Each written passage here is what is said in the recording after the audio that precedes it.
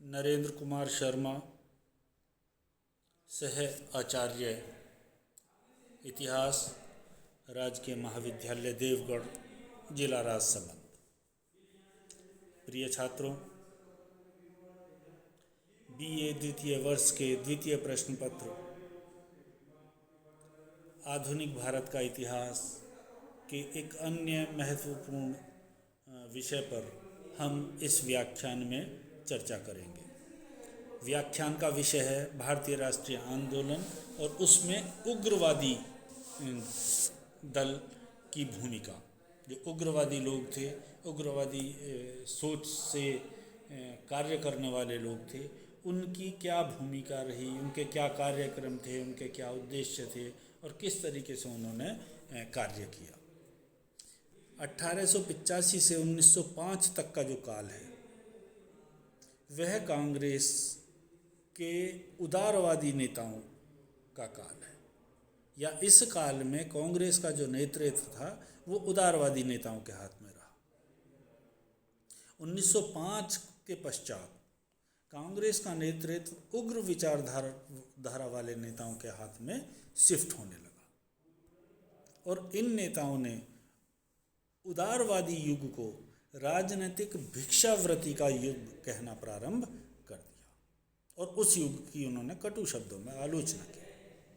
उग्रवादी नेताओं में लोकमान्य बाल गंगाधर तिलक, विपिन चंद्र पाल, लाला लाजपत राय, अरविंद घोष आदि महत्वपूर्ण रूप से प्रसिद्ध हैं या प्रमुख हैं।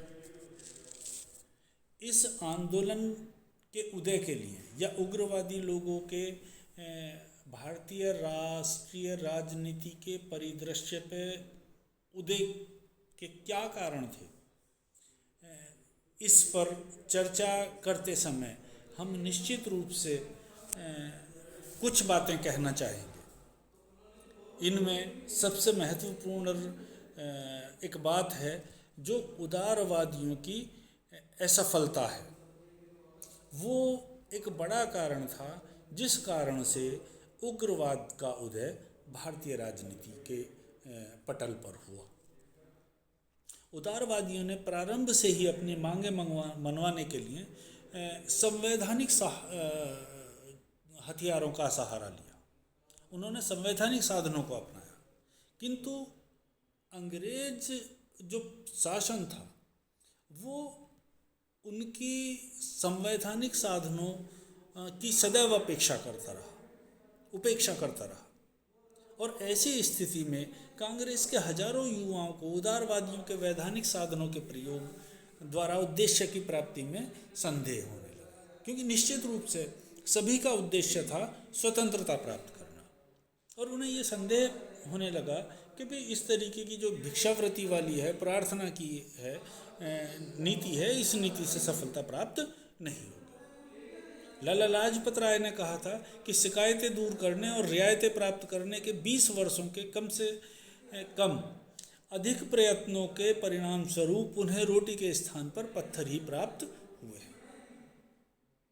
कहने का तात्पर्य यह है कि इस 20 वर्ष के काल में उग्रवादी तबका ये सोचता था कि भारत को इस अनुनय विनय, प्रार्थना, परिवेदना और मांग पत्र और डेलीगेशंस, इनके माध्यम से कोई विशेष सफलता प्राप्त नहीं हुई।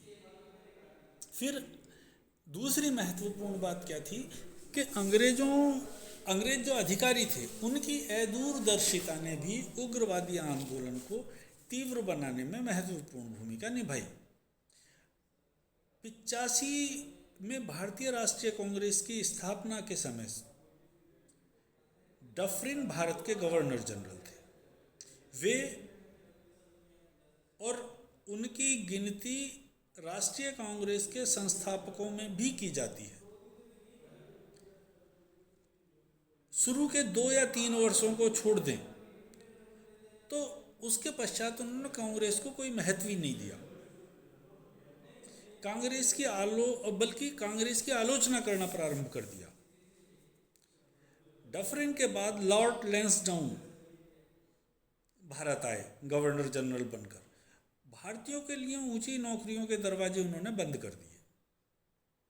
1892 ईस्वी में गोखले ने लॉर्ड लैंसडाउन को चेतावनी दी थी कि इस प्रतिक्रियावादी नीति के भयानक परिणाम निकल सकते हैं, किंतु उन्होंने गोखले की चेतावनी की तरफ कोई ध्यान नहीं दिया।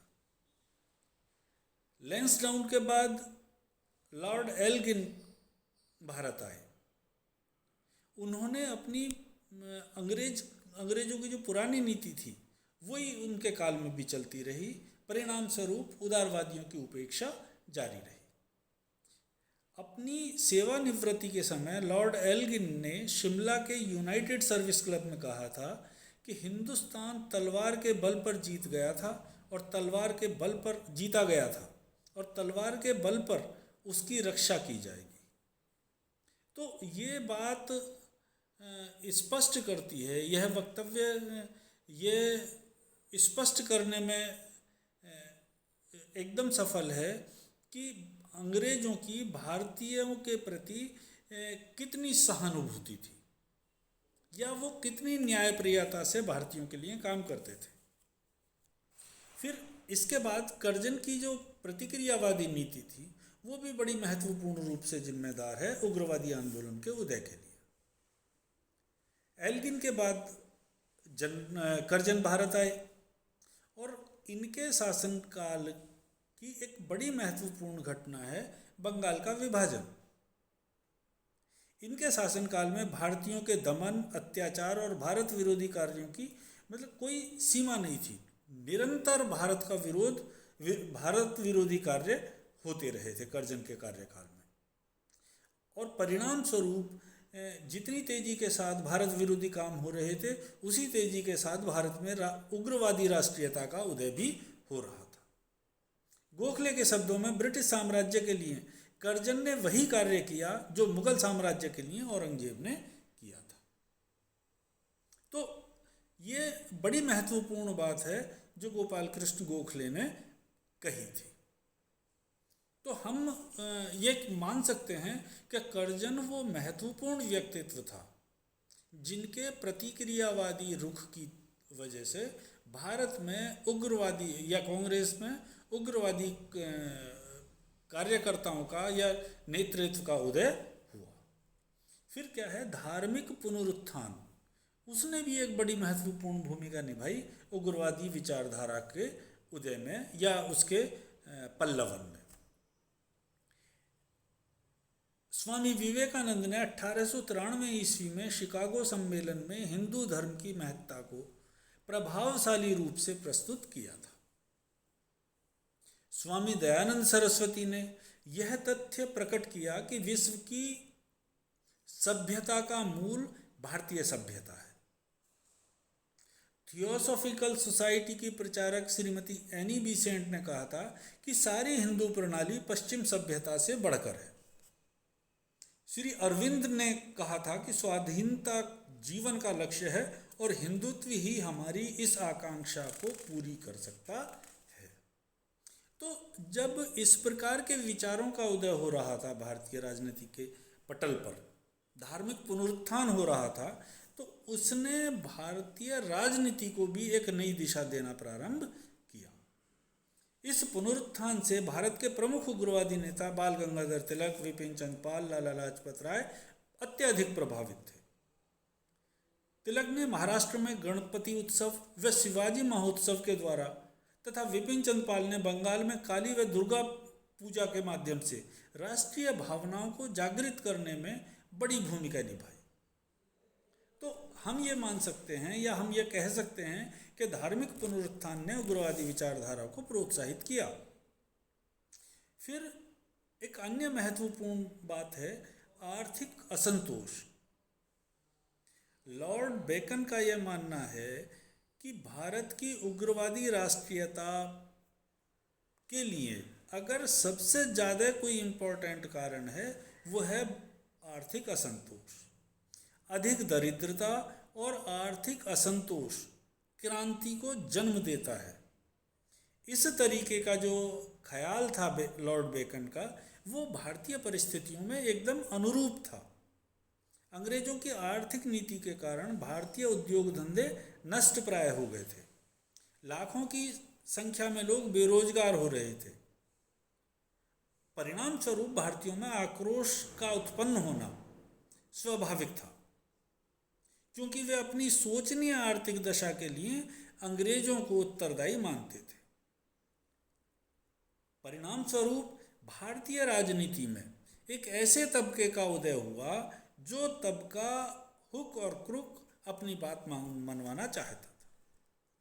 फिर जो लाल बाल और पाल इनका नेतृत्व था, उसने भी बड़ी महत्वपूर्ण भूमिका निभाई।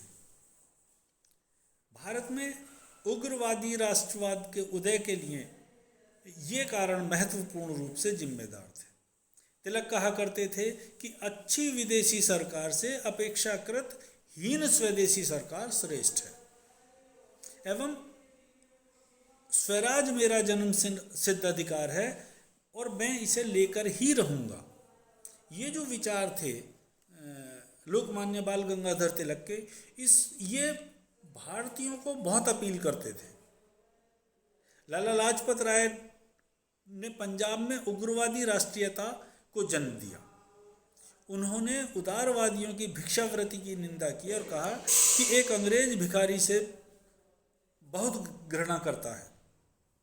मैं भी समझता हूँ कि एक भिखारी घृणा का पात्र है, अतः हमारा कर्तव्य है कि हम सिद्ध कर दें कि हम भिखारी नहीं हैं।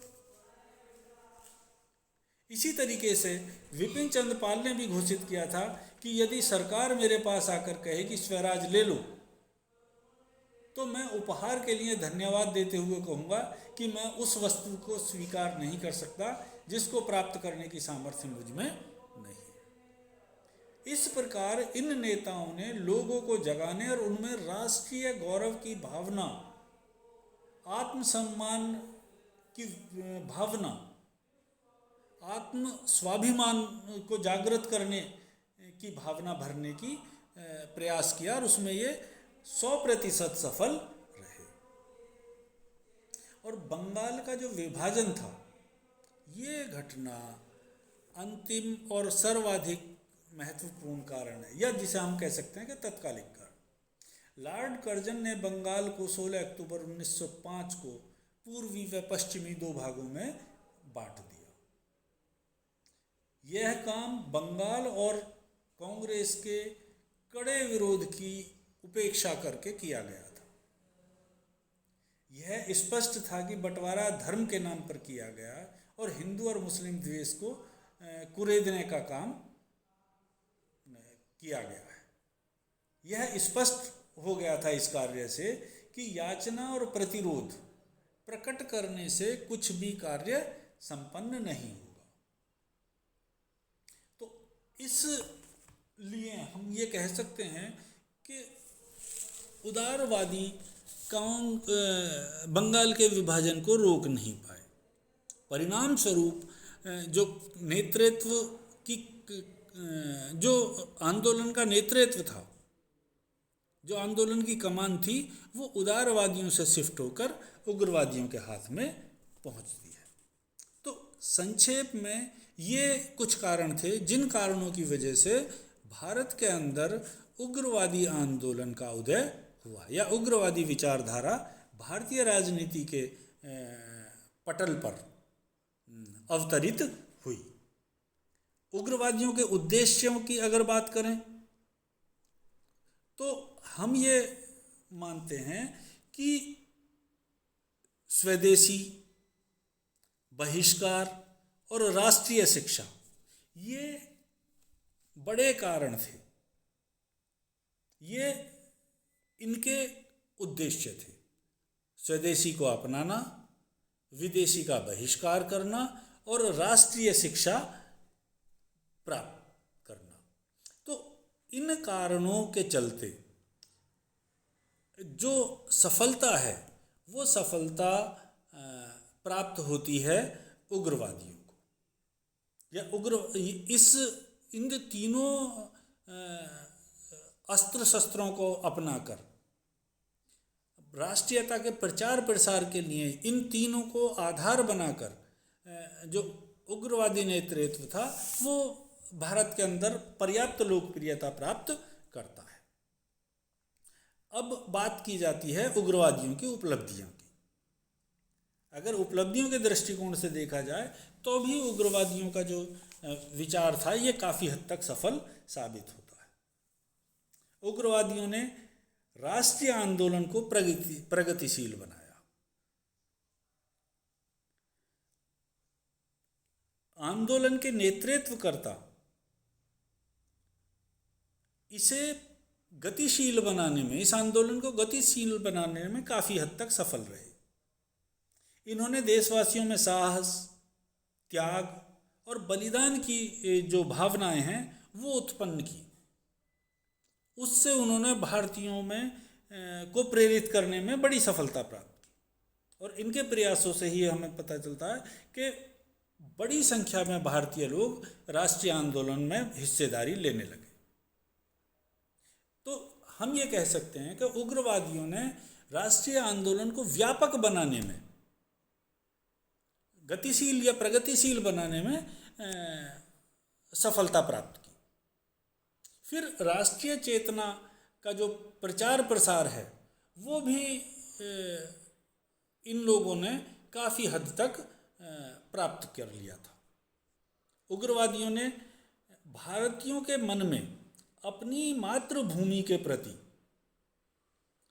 प्रेम और अंग्रेजों की दासता से मुक्ति होने की भावना और उसके लिए अपना सर्वस्व अर्पित कर देने के लिए भारतीयों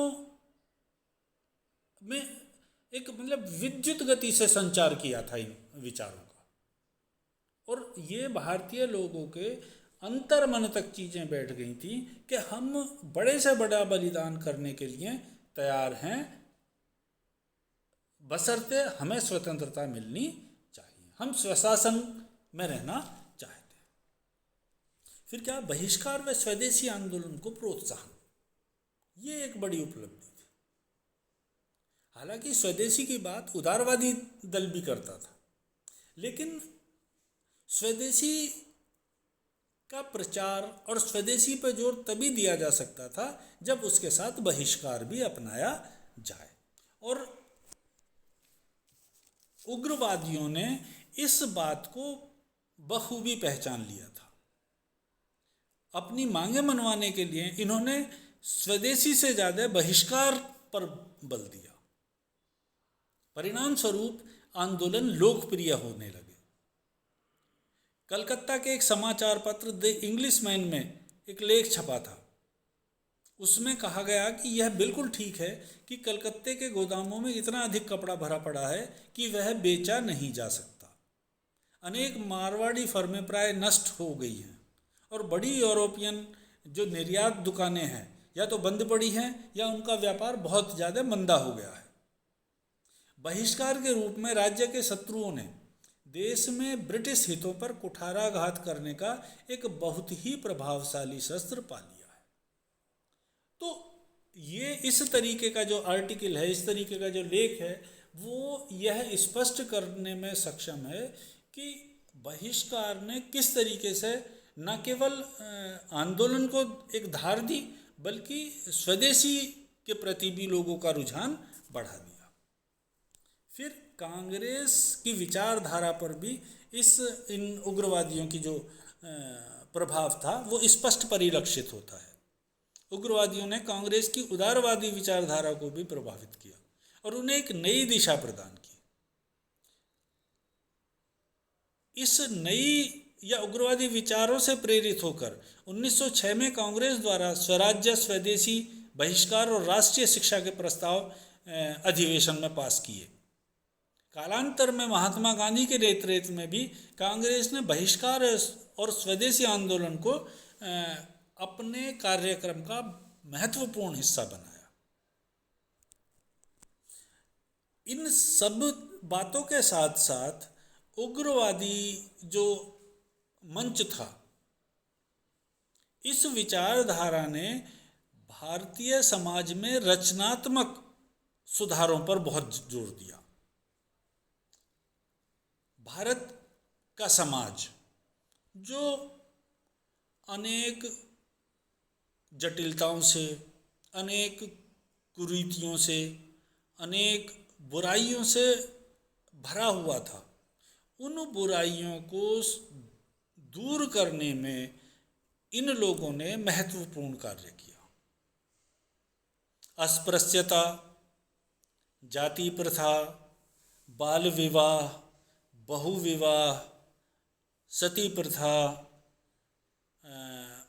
बालिका हत्या आदि जो सोसाइटी में व्याप्त बुराइयां थी, उन बुराइयों को दूर करने के लिए लोग सामने आए और महिला शिक्षा, विधवा पुनर्विवाह और सामाजिक समानता का समर्थन करने में इन लोगों ने जनमत बनाने का कार्य किया। परिणाम स्वरूप उग्रवादी आंदोलन पब्लिक में या भारतीय जनता में लोकप्रियता प्राप्त करने में कामयाब हुआ और इस आंदोलन ने भारतीय राष्ट्रीय आंदोलन को अखिल भारतीय स्तर पर पहचान दिलाने में बड़ी महत्वपूर्ण भूमिका